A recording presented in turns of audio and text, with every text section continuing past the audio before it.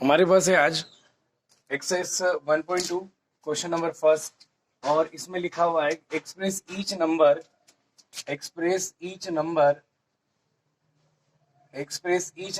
As a product of its prime factor. Question number first exercise 1.2 इसमें लिखा हुआ है कि express each number as a product of its prime factor.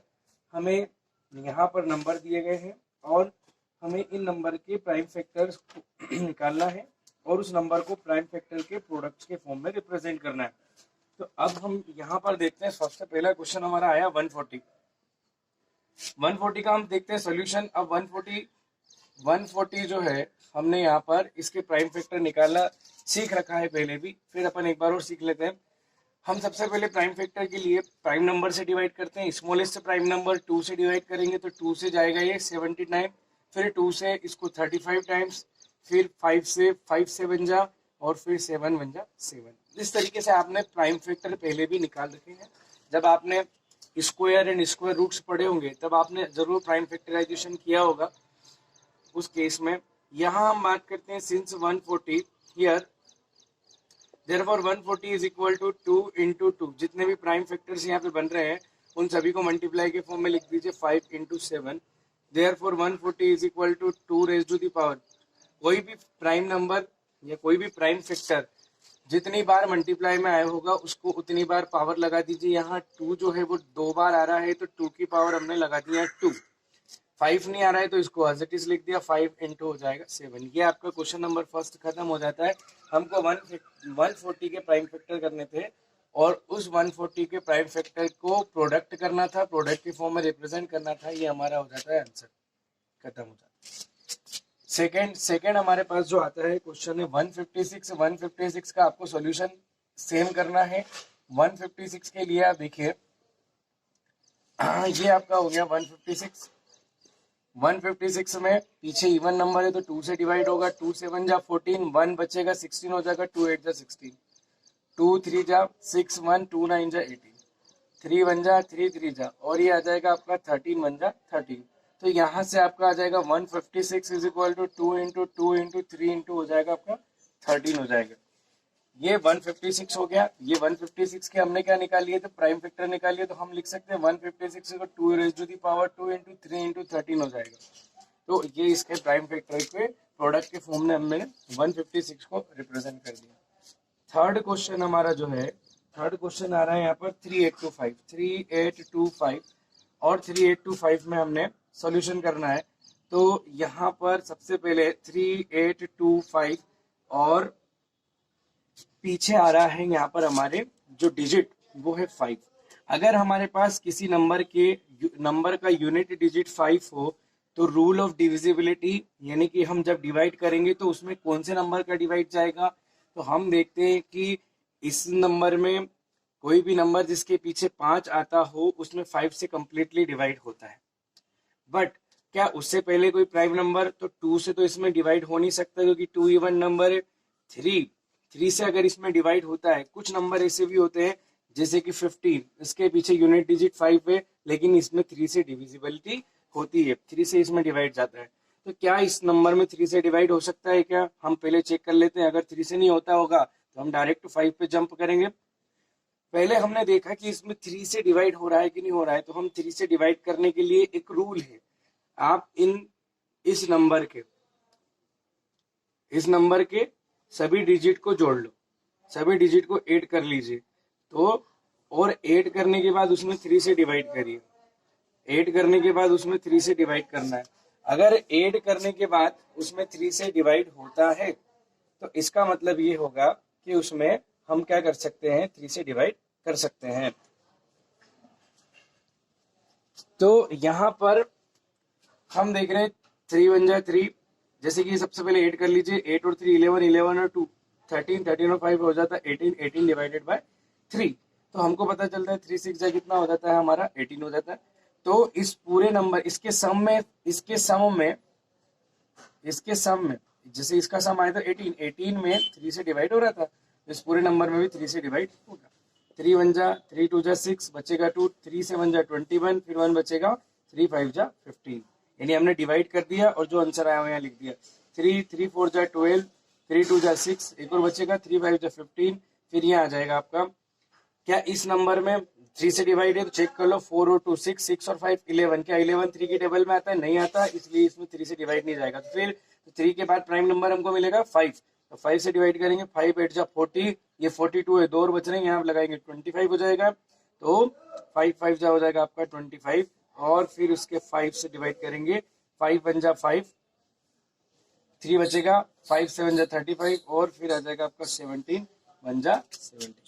तो इस तरीके से हमको यहाँ मिलेंगे, therefore factor of 3 8 2 5 is equal to 3 into 3 into 5 into 5 into ये आपका आ जाएगा 17, तो ये आ जाएगा 3 raise to the power 2 into 5 raise to the power 2 into यहाँ आ जाएगा 17।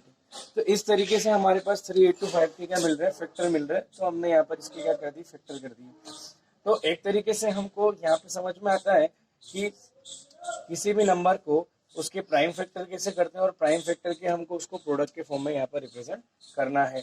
इस तरीके से आपको 2 क्वेश्चन और इसी में आगे मिलेंगे, उनको आप सोल्व करिएगा। क्वेश्चन नंबर 4 जो है 5005, क्वेश्चन नंबर 5 जो है वो है आपका 7429। इस तरीके से 2 क्वेश्चन और है। ध्यान रखिएगा कि अगर मान लीजिए कि किसी नंबर में प्राइम नंबर छोटे प्राइम नंबर का डिवाइड नहीं जाता है, तो आप 11 13 है ना, ये बड़े प्राइम नंबर 11 13, फिर आ जाएगा आपका 17 और फिर 19 फिर 23, आप इनसे भी डिवाइड करके देखिए कि 11 से नहीं जा रहा होगा तो उसमें प्राइम नंबर 13 से, प्राइम नंबर 13 से नहीं तो 17 19 23, इस तरीके से भी आपका उसमें डिवाइड जा सकता है। तो इस तरीके से आपको इसको सॉल्व करना है। यहाँ पर ये क्वेश्चन हमारा खत्म हुआ। अभी हमारे पास सेकंड क्वेश्चन है, और इसमें है find LCM and HCF and verify that LCM into HCF is equal to product of 2 given numbers. First question यहाँ पर हम सॉल्व करते हैं, 26 एंड 91, 26 एंड 91।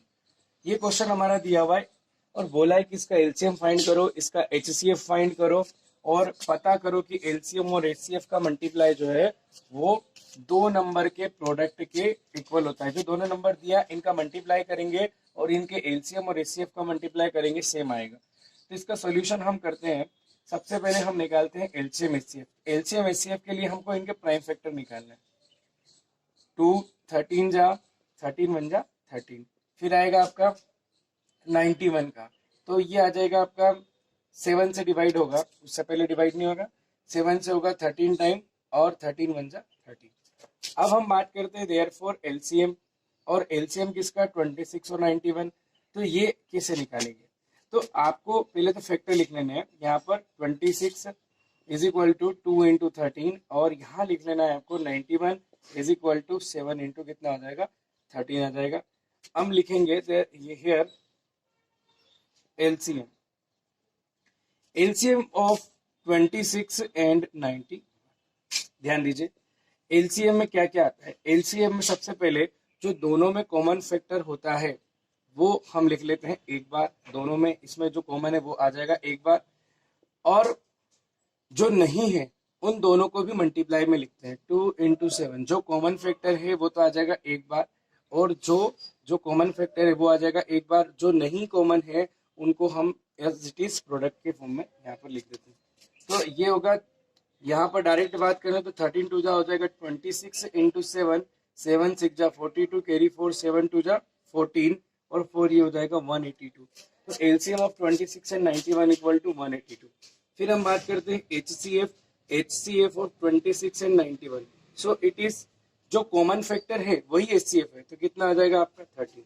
ठीक है, फिर हम बात करते हैं LCM here, LCM into HCF, दोनों की बात करें तो 182 इंटू हो जाएगा आपका 13, 182 इंटू हो जाएगा हमारा 13। तो 182 में अगर हम 13 की टेबल से यहाँ पर इंटू करें तो 13 2 जा हो जाएगा हमारा 26, कैरी 2, 13 8 जा 104, 104 और 2 106, कैरी 10, 13 1 जा 13 और 10 ये हो जाएगा 23।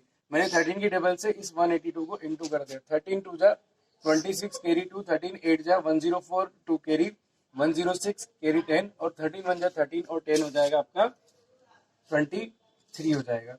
तो ये आ गया हमारा 2366 and product of numbers, product of numbers is equal to 26 into कितना हो जाएगा 91 हो जाएगा।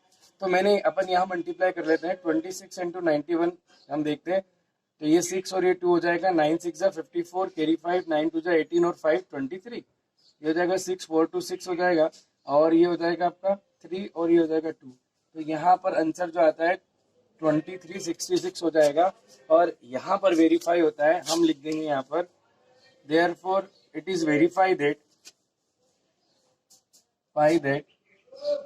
LCM into HCF is equal to product of two numbers given number. LCM into HCF of their LCM and HCF of the numbers given numbers is equal to product of the given number. दोनों number का क्या होता है, product होता है। यहाँ से अपन ने एक्सप्लेन कर ही दिया है, तो ये अच्छी तरीके से आपको क्लियर हो जाता है। फिर यहाँ से अपन बात करते हैं नेक्स्ट क्वेश्चन की। इसके बाद एक क्वेश्चन और मैं आपको एक्सप्लेन कर देता हूँ ताकि आपको क्लियर हो जाएगा।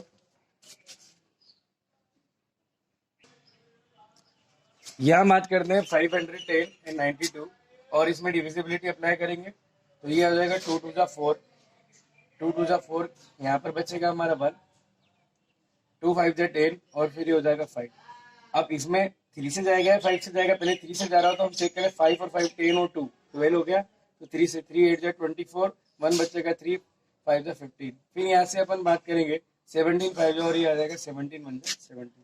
सिंस से हम बात करेंगे यहाँ पर 510 के जो फैक्टर होंगे वो हो जाएंगे 2 इंटू 3 इंटू 5 इंटू कितना हो जाएगा 17, ये हो गया। फिर 92 की हम बात करें तो 2 4 जा 8 और ये हो जाएगा 2 6 जा 12 और 2 2 जा 4 2 3 जा और फिर ये आ जाएगा 23 1 जा, ये आ जाएगा आपका 23 हो जाएगा। तो यहाँ पर अपन बात करें 92 इक्वल टू हो जाएगा 2 इंटू 2 इंटू हो जाएगा 23। अब हम बात करते हैं यहाँ पर LCM of given number. LCM कौन सा हो जाएगा 510 और 92 का। कॉमन कौन है, हम देख रहे हैं कि इसमें केवल यहाँ पर 2 कॉमन है। ये 2 कॉमन इसलिए नहीं क्योंकि इसका कोई पेयर नहीं बन रहा है, इस 2 का एक पेयर बन गया तो 2 वन टाइम, इसको वन टाइम लिख लिया। बाकी किसी का पेयर बन रहा है नहीं बन रहा है तो आप उसको एज इट इज इसको मल्टीप्लाई में लिख लिया 3 इंटू 5 इंटू 17 इंटू 2 इंटू कितना हो जाएगा 23। हम यहाँ पर ये 2 तो ये हो गया, फिर ये सारे फैक्टर और फिर नीचे वाले फैक्टर को हमने लिख लिया। अब मल्टीप्लाई हम करेंगे तो यहाँ पर हो जाएगा 3 5 3 जा 15 15 2 जा हो जाता है हमारा 15 2 जा 30 इंटू 17 इंटू 2 इंटू इसको मल्टीप्लाई कर लिया इंटू ये हो जाएगा 23 हो जाएगा, ठीक है। फिर 17 3 जा हो जाएगा आपका 510 इंटू कितना हो जाएगा 2 इंटू कितना हो जाएगा 23। तो हम बात करते हैं 510 2 जा 1000 कितना हो जाएगा 20 हो जाएगा और 1020 इंटू कितना हो जाएगा 23। तो ये हो जाएगा 0 13 2 जा 23 2 जा हो जाएगा आपका 46 कैरी 4 ये 4 आ जाएगा 23 1 जा कितना हो जाएगा 23 हो जाएगा। तो यहाँ पर आ जाएगा आपका एलसीएम 23,400 और ये आ जाता है आपका 60 आ जाता है। यहाँ पर बात करेंगे अपन, और इसी तरीके से ये हमको निकालना है HCF। तो हम बात करेंगे यहाँ पर HCF of 510 and 92 is equal to 510 and 92 is equal to कितना हो जाएगा हमारा, यहाँ पर हो जाएगा 2 HCF, क्योंकि दोनों में कॉमन फैक्टर कौन मिल रहा है 2। Now product of both the number, पहले LCM HCF कर लेते हैं। LCM into HCF is equal to LCM आपका 23,460 मल्टीप्लाई बाई 2, तो 0 2 6 जा 12 कैरी 2 4 जा 8 और 9 2 3 जा 6 और 2 2 जा 4 46,920 LCM and product of numbers, product of given number और प्रोडक्ट ऑफ गिवन नंबर्स क्या होंगे। हम बात कर रहे हैं यहाँ पे 510 इंटू कितना आ जाएगा 92, तो 0 एज इट इज और 551 का 92 में इंटू करेंगे तो 92 इंटू हो जाएगा 51, सो इट इज 92 1 एंड 5 2 जा 10 5 9 जा 45 और 1 46, ये हो जाएगा 2 + 9 और ये हो जाएगा 6 4 4 6 9 2। हम यहाँ बात करेंगे, ये हो जाएगा 4 6 9 2 और पीछे आएगा 0।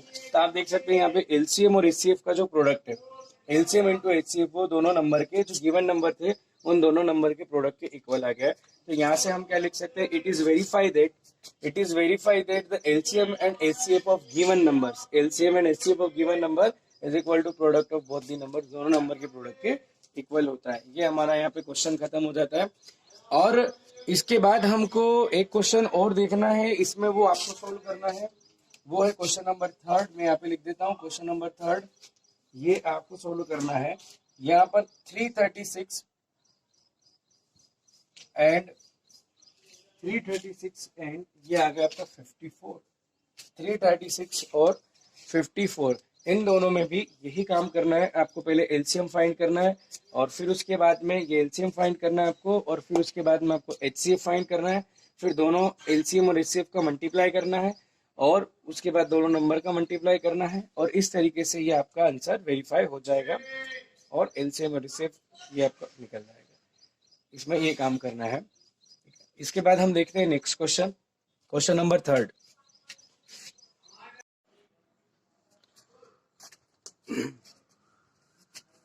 हमारा अब नेक्स्ट क्वेश्चन हम देखते हैं क्वेश्चन नंबर 3। क्वेश्चन नंबर 3 में उसने कहा है find the LCM and HCF of the following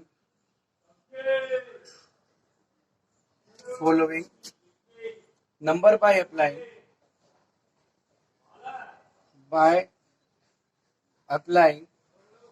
prime factorization method, prime factorization method। ये हमारा क्वेश्चन है और इसका क्वेश्चन नंबर 3 एक्सरसाइज 1.2 चल रही है।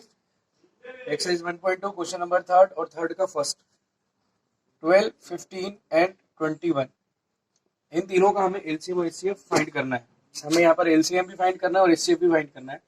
इसका सॉल्यूशन हम देखते हैं। यहाँ पर आता है 12, तो सबसे पहले हम 12 की बात करेंगे। तो ये हो गया 2 6 जा, फिर 2 3 जा और 3 1 जा। तो 12 के प्राइम फैक्टर जो बन रहे हैं वो बन रहे हैं 2 इंटू 2 इंटू 3। सिमिलरली हम बात करेंगे 15 के लिए। तो 15 के लिए हम 3 से डिवाइड करेंगे, 3 5 जा 15, 5 1 जा 5, और यहाँ पर आ जाएगा 15 के जो प्राइम फैक्टर है वो बनेंगे 3 इंटू 5। फिर उसके बाद हमारे पास है 21। तो 21 की हम बात करेंगे तो 3 7 जा 21 और 7 1 जा 7। तो 21 के जो प्राइम फैक्टर बन रहे हैं 3 इंटू यहाँ पर आ जाएगा 7। अब हम बात करेंगे यहाँ पर एलसीएम की। एलसीएम यानी सबसे पहले हम वो फैक्टर देखते हैं जो तीनों में कॉमन हो, उसको लिखना चाहिए। तो 3 यहाँ पर है, यहाँ पर भी है, यहाँ पर भी है। तो हमने 3 नोट कर लिया, 3 मल्टीप्लाई। अब बाकी जितने भी इंडिविजुअल फैक्टर है कॉमन को एक बार लिखते हैं, बाकी जितने भी फैक्टर बच गए सबको मल्टीप्लाई में लिख देते हैं। यहाँ पे 2 इंटू 2 इंटू 5 इंटू 7, ये एलसीएम हो जाएगा। जो कॉमन फैक्टर है एलसीएम के अंदर, जो कॉमन फैक्टर है उसको तो हमको लिखना है एक बार, और पीछे हम क्या करते हैं बाकी जितने भी हमारे पास नंबर बच गए उन सबका मल्टीप्लाई कर देते हैं। यहाँ पर आ जाएगा 3 2 जा 6, 6 2 जा 12, 12 5 जा 60, 67 जा ये आ जाएगा 420। ये हो गया आपका एलसीएम। और उसके बाद हम बात करते हैं एचसीएफ की। तो एचसीएफ ओनली वो नंबर होता है जो कॉमन होगा। तो एचसीएफ इक्वल टू यहाँ पर आ जाता है हमारे पास 3। तो इस तरीके से एलसीएम और एचसीएफ हम क्या कर सकते हैं, इस नंबर का निकाल सकते हैं। बस इसमें यही करना था। हमारे पास 3 नंबर दिए हैं, 3 नंबर का हमें क्या करना है, ये 3 नंबर दिए हुए हैं और इन 3 नंबर का हमें क्या निकालना है, प्राइम फैक्टराइजेशन निकालकर हमको एलसीएम और एचसीएफ फाइंड करना है। ये मेथड हमारा एक क्वेश्चन यहाँ पर क्या होता है, फिनिश हो जाता है। इसी तरीके से हम इसका एक अगला क्वेश्चन और देख लेते हैं यहाँ पर, तो आपको और क्लियर हो जाएगा।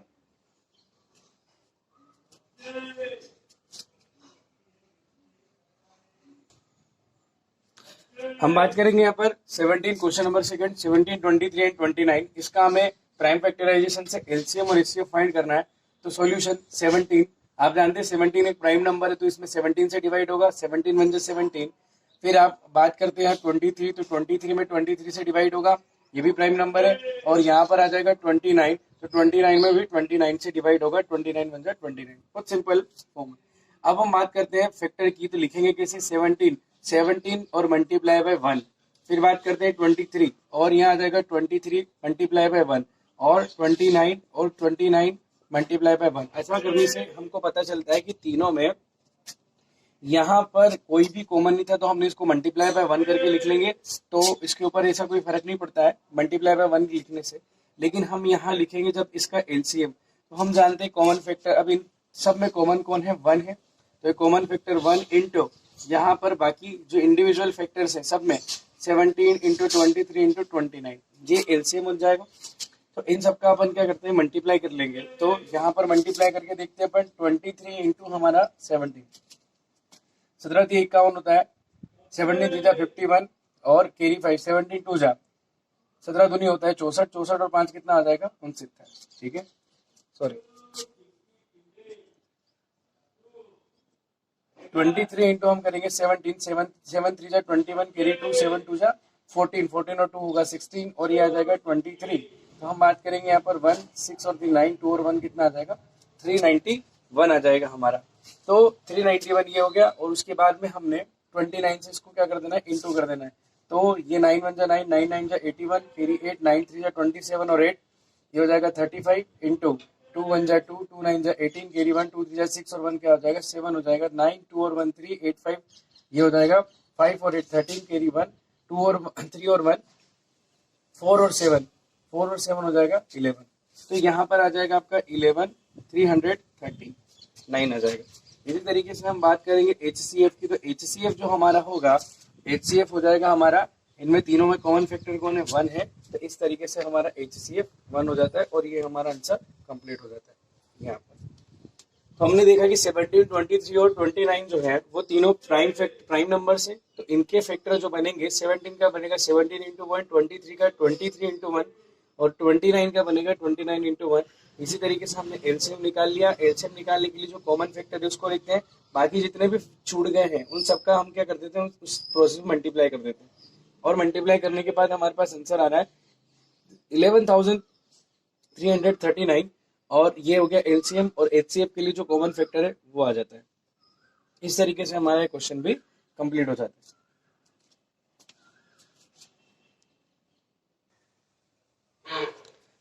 अब हम देखते हैं आगे, यहाँ पर हमारे पास थर्ड क्वेश्चन था 8, 9 एंड 25। इसमें भी आपको क्या करना है, इसका एलसीएम एंड एचसीएफ फाइंड करना है बाय प्राइम फैक्टराइजेशन। तो 2 क्वेश्चन मैंने आपको करवाए हैं, तीसरा आप सेल्फ करेंगे। यहाँ पर सिमिलर क्वेश्चन है। गिवन एचसीएफ, क्वेश्चन नंबर 4 देखते हैं अपन। Given HCF 2 numbers, HCF of 2 number 306 and 657 is 9। यहाँ पर HCF दिया हुआ है, दोनों नंबर का वो कितना दिया हुआ है, 9 दिया हुआ है और बोल रहा है कि इसका इन दोनों नंबर का एलसीएम फाइंड करो। ये नंबर आपका है 657। तो हम जानते हैं, हमने अभी इससे पहले क्वेश्चन किया था, क्वेश्चन नंबर हमारे पास 2 था, जहां हमने वेरीफाई किया था कि 2 नंबर का एलसीएम और एचसीएफ का मल्टीप्लाई उन दोनों नंबर के प्रोडक्ट के इक्वल होता है। तो हम क्या लिखते हैं, since we know that LCM and HCF of given number is equal to product of given numbers। अब बात करते हैं, हमको फाइंड करना है LCM किसका, 306 और 657 मल्टीप्लाई। हमारे पास यहाँ पर दिया हुआ है HCF जो है इन दोनों नंबर का कितना दिया हुआ है, 9, ये 9 दिया हुआ है, multiply by 9, product of both the number 306 और ये आ जाएगा 657। हम बात करेंगे इनका एलसीएम फाइंड करने के लिए, इन दोनों का एलसीएम फाइंड करना है। यहाँ पर इनको नहीं भी लिखे तो चलेगा। एलसीएम इज इक्वल टू, ये मल्टीप्लाई में जो नंबर मल्टीप्लाई में होता है इक्वल टू के साइड चेंज करने पर वो डिवाइड में हो जाता है। 306 इंटू 657 ये मल्टीप्लाई में डिवाइड में जाएगा, डिवाइडेड बाय 9। आप यहाँ 9 से इसको डिवाइड कर दीजिए, तो हम 9 से इस 306 को डिवाइड करेंगे, 9 3 जा 27 होता है, 3 और बचेंगे तो 3 यहाँ आ जाएगा, 36 हो जाएगा, 9 4 जा कितना हो जाएगा, 36। अब एलसीएम जो होगा वो आ गया आपका 34 इंटू 657। इन दोनों का हम क्या कर देते हैं, मल्टीप्लाई कर देते हैं। हम ये जानते हैं कि 2 नंबर के एलसीएम और एचसीएफ का जो मल्टीप्लाई होता है वो दोनों नंबर के प्रोडक्ट के इक्वल होता है, यानी दोनों नंबर के मल्टीप्लीकेशन के इक्वल होता है। तो एलसीएम इंटू एचसीएफ, एचसीएफ हमारे पास गिवन था 9 था, ये मल्टीप्लाई में कहाँ चला जाएगा, इधर साइड चेंज करेगा, डिवाइड में जाएगा, इससे हम इसको कैंसिल आउट कर देंगे, तो 9 से 306 को कैंसिल आउट करेंगे तो 34 आ जाएगा, और 657 का 34 में मल्टीप्लाई करेंगे, तो ये 657 का हमने यहाँ मल्टीप्लाई करके देख लिया 34 में, 4 4 7 जा 28, कैरी 2, 4 5 जा 20, कैरी ये हो जाएगा 22, 4 6 जा 24 और ये हो जाएगा +2 26, 3 7 जा 21, कैरी 2, 3 5 जा 15 और 2 17, कैरी 1, 3 6 जा 18 और 1 कितना हो जाएगा 19, 8 2 और 1 3, 6 और 7 13, कैरी 1, 2 और 1 3, 3 9 और 3 12, कैरी 2, कैरी 1 1 और 1 यहाँ पर आ जाएगा आपका 2 हो जाएगा। तो यहाँ से हमको मिलता है एलसीएम जो होगा गिवन नंबर्स का, कौन कौन से दो नंबर थे हमारे पास, 306 और 657, इन दोनों का जो एलसीएम होगा वो होगा 22,338, ये हमारे पास एलसीएम मिल जाएगा, और ये आंसर हमारा यहाँ क्या हो जाता है, फिनिश हो जाता है। इस तरीके से ये क्वेश्चन भी हमारा फिनिश होता है, और बहुत अच्छा क्वेश्चन है ये। हमको यहाँ पर फिर से एक बार उसको समझ लेना चाहिए क्वेश्चन नंबर 4 को। यहाँ पर उसने HCF दिया है, इन दोनों नंबर का HCF 9 है, एलसीएम फाइंड करना है। हम जानते हैं कि दो नंबर का एलसीएम और HCF का जो मल्टीप्लाई होता है, इन दोनों का जो रिजल्ट होता है वो दोनों नंबर के गिवन नंबर यानी दोनों नंबर के प्रोडक्ट के इक्वल होता है, दोनों के मल्टीप्लाई के इक्वल होता है।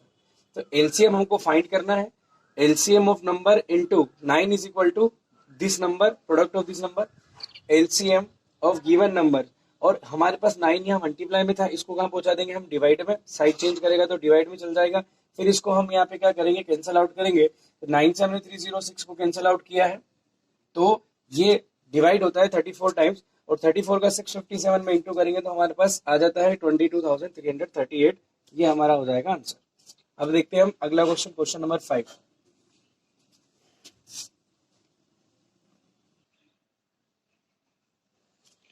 अगला क्वेश्चन है क्वेश्चन नंबर 5, और क्वेश्चन नंबर 5 को हमको देखना है। क्वेश्चन ये है, check whether 6 raised to the power n can end with the digit 0 for any natural number n। क्या 6 की पावर n जो है वो कभी भी उसका जो भी आंसर आएगा, हम n की जगह कोई भी वैल्यू नेचुरल नंबर रख सकते हैं, 1, हम जानते हैं नेचुरल नंबर जो होता है 1 से स्टार्ट होता है, 1 2 3 4 सो ऑन। हम अगर ये पुट करें और हम देखें कि इसकी जो भी वैल्यू है क्या वो कभी 0 पर एंड हो सकती है क्या, तो सबसे पहले मैं आपको यहाँ पर एक बार समझा देता हूँ कि जब हम n इक्वल टू 1 लेके चलते हैं तो 6 रेज़ टू दी पावर 1 बनती है, आंसर हमारा मिलता है 6 मिलता है, तो ये लास्ट में इसमें ये जो एंड होता है इसका आंसर 6 होता है। n इक्वल टू हम 2 लेके चलते हैं, n इक्वल टू 2 लेके चलते हैं तो 6 raise to the power 6 into 6 यानी कि आ जाता है आपका 36। n इक्वल टू हम 3 लेके चलते हैं तो यहाँ बनता है 6 रेज़ टू दी पावर यानी 6 इंटू 6 इंटू 6 यानी कि हो जाता है ये 216, और एज इट इज सेम आगे प्रोसेस चलती है। हम देख रहे हैं यहाँ पर कि हम नेचुरल नंबर की हम n की जगह अगर कोई भी वैल्यू पुट करते हैं तो जो भी आंसर रिजल्ट है, जो भी आंसर हमको मिलता है उसका लास्ट डिजिट यानी कि वो आंसर कहाँ पर खत्म होता है, 6 पर खत्म होता है। तो हमने इस चीज को समझ लिया है कि यहाँ पर हम नेचुरल नंबर जो भी रखते हैं, हम नेचुरल नंबर कुछ भी रखेंगे तो वो आंसर हमेशा कहाँ पर खत्म, हम यहाँ पर इसके अंदर अगर नेचुरल नंबर की जगह 1 2 3 रखते हैं 6 raise to the power n के अंदर, तो हमेशा ये 6 पर खत्म होता है। तो इससे पता चलता है कि ये डिजिट जो है कभी भी 0 पर फिनिश नहीं होगा। लेकिन हमारे पास एक ऐसा नंबर भी आता है, हमको यहाँ पर फैक्टराइजेशन से इसको बताना है, तो हम इसको कैसे बताएंगे। हम बात करते हैं सबसे पहले 10 की। 10 एक ऐसा नंबर है जो यहाँ पर 0 पर क्या हो रहा है, खत्म हो रहा है, यानी कि एंड विथ डिजिट 0। तो हम इसके फैक्टर की बात करते हैं तो इसका फैक्टर होता है 2 इंटू 5 होता है। फिर हम बात करते हैं यहाँ पर अगर मैं 20 की बात करूं तो 20 के फैक्टर जो होंगे 2 इंटू हो जाएगा 5, 4 5 से कितना हो जाएगा 20 हो जाएगा। फिर अगर मैं 30 की बात करूं तो यहाँ पर 2 इंटू हम बात करते हैं 3 इंटू 5 हो जाएगा। 3 यहाँ पर फैक्टर इसके बाद अपन करते हैं 2 इंटू 3 इंटू 5 हो जाएगा, 3 5 जा 15, 15 2 जा 30 हो जाएगा। अब हमने देखा है कि ये दोनों ये नंबर और ये 10 20 और 30 जब 0 से एंड हो रहा था जब ये 0 से एंड हो रहा था तो इसके अंदर दो फैक्टर जो है वो हमेशा आपको मिल रहे हैं, है ना। एक फैक्टर मिलता है 2 और एक फैक्टर मिलता है 5। हाँ, ये दोनों रिपीट भी हो सकते हैं, लेकिन एटलीस्ट वन टाइम इनको होना बहुत ही जरूरी है। एटलीस्ट वन टाइम्स 2 होना चाहिए और 1 टाइम्स 5 होना बहुत जरूरी है। हम 6 के फैक्टर देखते हैं तो 6 के फैक्टर हमारे पास मिलते हैं 2 इंटू 3। अब हमको ये पता होना जरूरी है, हमने यहाँ से देखा कि अगर कोई भी नंबर 0 पर एंड होता है, 0 पर एंड होता है तो उसके प्राइम फैक्टराइजेशन में 2 और 5 जरूरी है। आप 10 में देख सकते हैं, 20 में देख सकते हैं, 30 में देख सकते हैं कि 2 और 5 इसके अंदर इसेंशियल है। तो इससे ये पता चल जाता है कि कोई भी डिजिट जो है अगर वो 0 से एंड होता है, यानी कि उसका यूनिट डिजिट क्या आ जाए, 0 आ जाए, तो उसके अंदर फैक्टर होना कौन से जरूरी है, 2 और 5 होना जरूरी है। एटलीस्ट 1 2 और 1 5 तो होना ही चाहिए। हम इसको लिखेंगे कैसे, हम और इसको समझेंगे कैसे, यहाँ पे देखिए। सिंस हम बात करेंगे 6 रेज टू द पावर 1, हमारे पास होता है 2 into 6 raise to the power 1, यानी कि हो गया कितना 6, और इसको हम प्राइम फैक्टराइजेशन में लिखते हैं 2 इंटू 3। अब यहाँ पे हमने देख लिया कि 6 के फैक्टर 2 और 3 है, तो 6 रेज टू द पावर अगर हम एन करें तो उसमें जो फैक्टर होंगे वो 2 into 3 raise to the power n होंगे। यानी कि बात करते हैं अपन कि यहाँ पर फैक्टर क्या होते जाएंगे, रिपीट होते जाएंगे। अगर हमको ये यहाँ समझ में नहीं आता तो हम इसका एग्जाम्पल लेके देखते हैं। अगर हम 6 रेज टू 2 की पावर बात करें तो आप देखिए कि यहाँ पर 2 जो है 1 टाइम आया है, 3 जो है उसकी पावर 1, दोनों 1 टाइम्स आते हैं। 6 रेज टू दी पावर 2 यानी 36 के आप फैक्टर कर लीजिए तो यहाँ आ जाएगा आपका,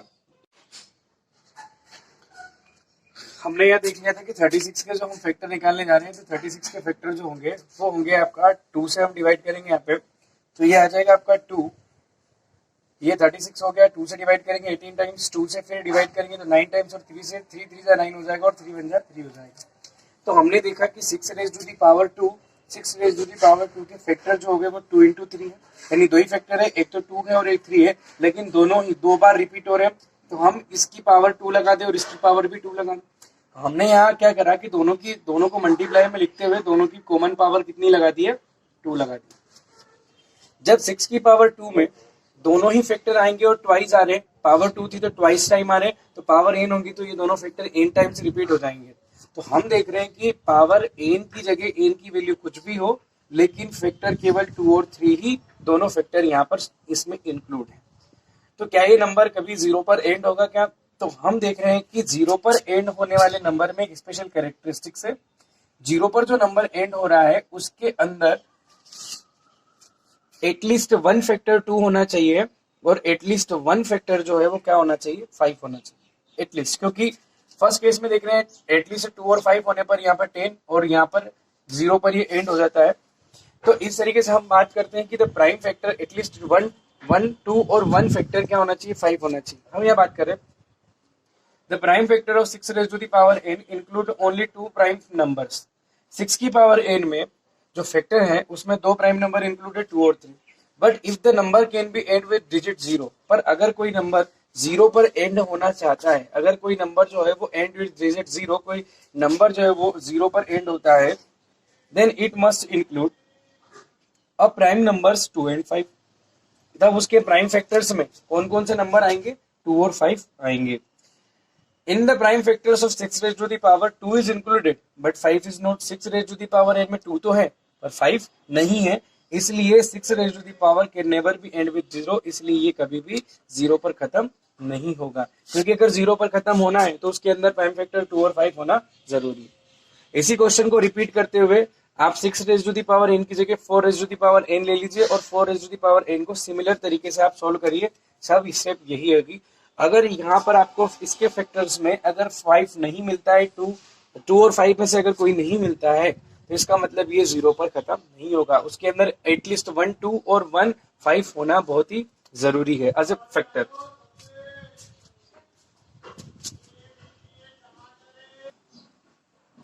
हम बात करते हैं क्वेश्चन नंबर 6 की। Question number 6 exercise 1.2, explain why 7 into 11 into 13 plus 13 and 7 into 6 into 5 into 4 into 3 into 2 into 1 plus 5 are composite number. सबसे पहले हम बात कर लेते हैं कंपोजिट नंबर क्या होते हैं।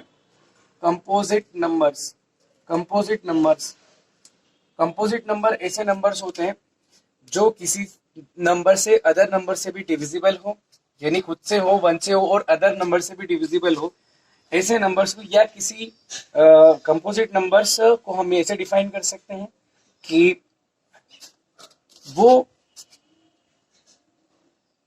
जैसे हम 4 की बात करते हैं, 4 is a composite number because it can be expressed in the product of its prime factors. इसको इसके प्राइम फैक्टर्स के प्रोडक्ट के फॉर्म में लिखा जा सकता है।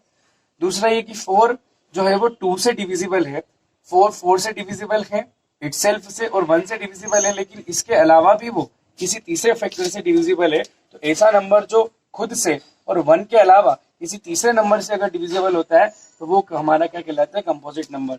और किसी नंबर को अगर उसको हम प्राइम फैक्टर के, उसके प्राइम फैक्टर के, जैसे 4, तो हम इसको 2 into 2 लिख सकते हैं। तो इसके प्राइम फैक्टर्स में कोई नंबर 1 और उसके अलावा शामिल होता है, प्राइम फैक्टर्स हो सकते हैं, तो वो कंपोजिट नंबर हमारा होता है। यहां बात करते हैं अपन हियर 7 into 11 into 13 plus 13 जो है, इस नंबर को हम चेक करते हैं कि क्या ये हमारा कंपोजिट नंबर है। तो हम बात करते हैं, यहाँ से हम क्या कर सकते हैं, कॉमन ले सकते हैं 13, तो ये बच जाएगा 7 into 11 और यहाँ आ जाएगा +1। इन दोनों से, इससे हमने 13 बाहर ले लिया, इससे यहाँ 13 यहाँ बच जाएगा, 13 बन जा 13, ये 1 हो जाएगा। 13 ये हो जाएगा, 11 से बन जा 77 प्लस कितना हो जाएगा 1, यहाँ मल्टीप्लाई चल रहा है, 13 इंटू ये हो जाएगा 78। फिर 13 इंटू 78 के हम प्राइम फैक्टर्स निकाल सकते हैं, तो ये आ जाएगा 13 6 जा, और 13 इंटू 13 इंटू ये आ जाएगा, इसको लिख सकते हैं अपन 2 into 3। हम देख रहे हैं कि इस पूरे नंबर को हमने उसके प्राइम फैक्टर के प्रोडक्ट में क्या कर दिया, रिप्रेजेंट कर दिया, इसलिए ये नंबर जो है हमारा कौन सा हो जाएगा, कंपोजिट नंबर। तो लिख सकते हैं अपन से, therefore 7 into 11 into 13 plus 13 can be expressed into the product of its prime factors, therefore it is composite number, इसलिए ये कंपोजिट नंबर होगा। दूसरा हम बात करते हैं यहाँ पर, now 7 into 6 into 5 into 4 into 3 into 2 into 1 plus 5। हम इन दोनों में से हमने कॉमन निकाल लिया 5, तो ये बच जाएगा 7 into 6 into 4 into 3 into 2 into 1 plus यहाँ पर इंक्लूड हो जाएगा 1। 5 इंटू हम बात करते हैं यहाँ पर मल्टीप्लाई करने की, तो ये हो जाएगा 7 6 जा 42 और 4 3 जा कितना आ जाएगा 12, 4 3 जा 12 इंटू आ जाएगा 2 और यहाँ पर प्लस हो जाएगा 1। 5 इंटू 12 2 जा 24, कैरी 2, 12 4 जा 48, 48 और 2 हो जाएगा 50, 504 और इंटू 2 प्लस हो जाएगा 1। 5 इंटू 504 इंटू 2, तो ये हो जाएगा 1008 प्लस कितना आ जाएगा 1। 5 इंटू 1008 प्लस 1, ये हो जाएगा 1009। 1009 is a prime number and it cannot be it is divisible only by itself, so it is also a the given numbers 5 and 1009 both are prime numbers, so we can consider here that therefore 7 into 6 into 5 into 4 into 3 into 2 into 1 plus 5 can be expressed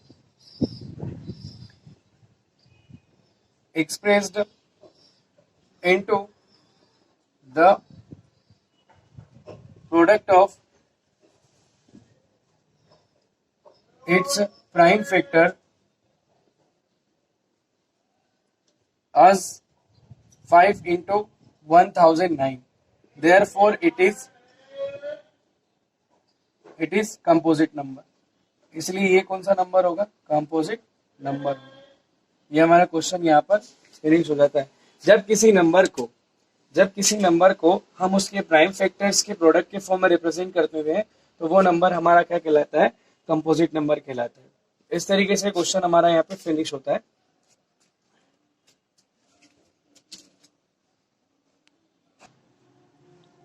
हमारा अगला question और last question जो है यहाँ पर question number 7 exercise 1.2 और ये question है there is a circular path around sport field. Sport field के चारों तरफ एक सर्कुलर पाथ है।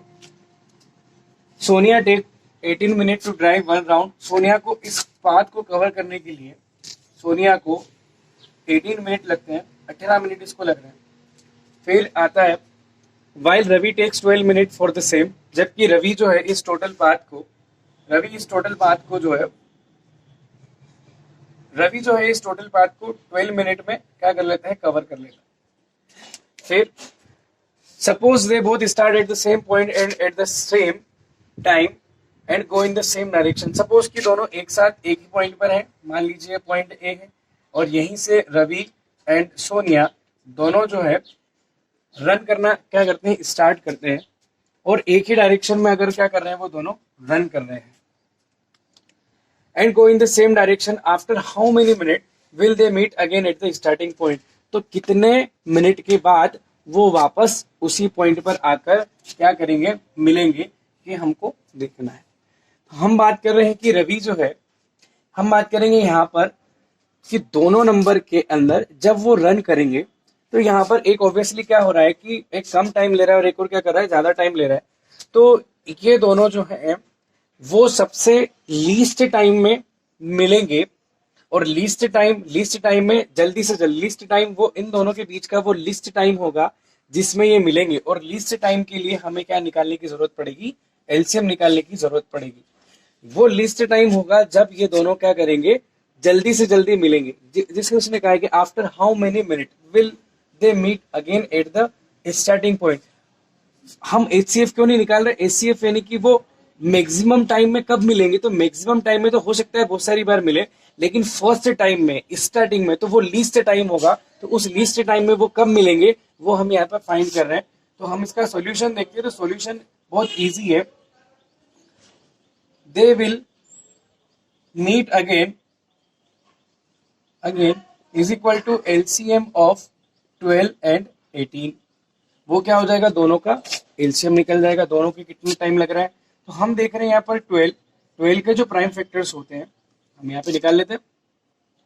12 का जो प्राइम फैक्टर होगा वो हो जाएगा आपका 12 और 18 का एक साथ हम एलसीएम निकाल लें तो यहाँ हो जाएगा 2 6 जा 12 और 2 9 जा 18, 2 3 जा और ये हो जाएगा 9 एज इट इज, 3 1 जा और ये हो जाएगा 3 3 जा और 3 1 जा। फिर से बात करेंगे यहाँ आ जाएगा। तो एलसीएम जो होगा वो क्या निकल गया, 2 इंटू 2 इंटू 3 इंटू कितना आ जाएगा, 3 आ जाएगा।